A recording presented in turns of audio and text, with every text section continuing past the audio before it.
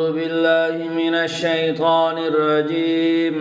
بسم الله الرحمن الرحيم. يا أيها المزمل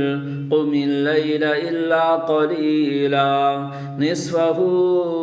أو انقص منه قليلا أو زد عليه ورتل القرآن ترتيلا إنا سنلقي عليك قولا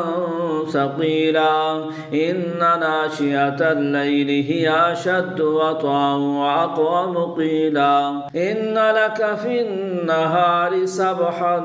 طويلا واذكر اسم ربك وتبتل إليه تبتيلا رب المشرق والمغرب لا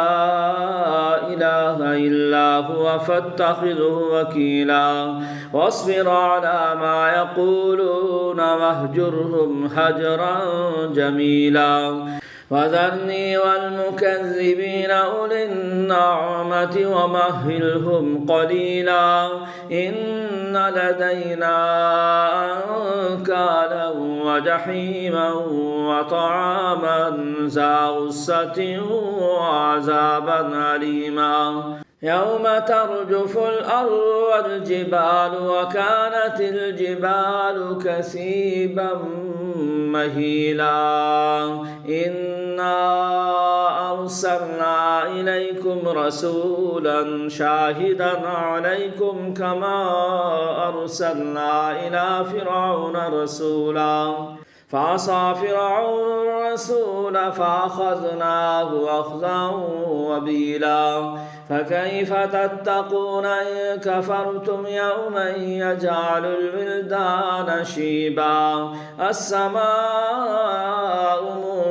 منفطر به كان وعده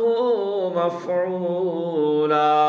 إن هذه تذكرة فمن شاء اتخذ إلى ربه سبيلا إن ربك يعلم أنك تقوم أدنى من ثلثي الليل ونصفه وثلثه وطائفة